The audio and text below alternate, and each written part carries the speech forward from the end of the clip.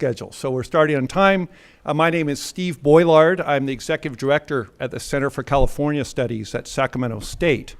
And welcome to this kickoff of the Speaker's Lecture Series. That series is a collaboration between the Center for California Studies and Assembly Speaker Anthony Rendon.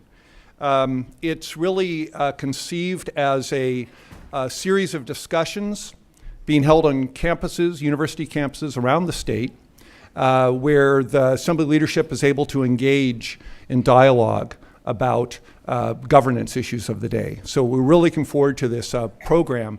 It's conceived, or it borrows from the speaker's lectures of the British Parliament, if anyone's familiar with that. Those had started in 2011 on the centenary of the Parliament Act of 1911. So we're kind of borrowing that idea. We feel it's appropriate as a way to connect the government with the academic community. There'll be a second lecture already planned in this series. That'll be at Sacramento State on October 13th. That will be a conversation involving Mr. Speaker Rendon, as well as Assembly Member Ken Cooley, and they'll be in conversation with Greg Lucas. Greg Lucas is currently the state librarian. He has a long career as a journalist. He's also a recognized political analyst, so that will really be a great program there on October 13th. So you're all invited up to Sacramento for that, if you can make it. If not, we're really working to get that available online as well. So I appreciate the speaker's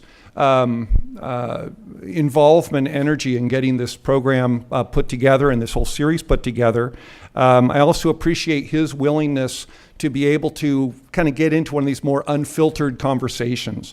In an era of sound bites and of scripting, it's really rare to get political leaders willing to kind of perform without a net like that. And I think this is really going to make it a valuable series, and today in particular, a really valuable conversation.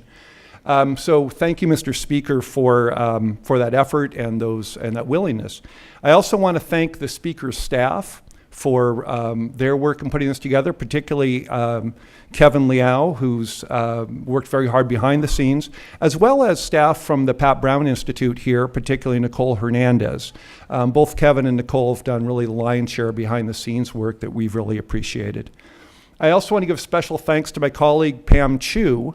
Pam has been working on developing the series in collaboration with the Speaker's Office for the last several months. She's done a tremendous amount of work. She is the director of our Assembly Fellows program. Anyone ever heard of the Assembly Fellows programs?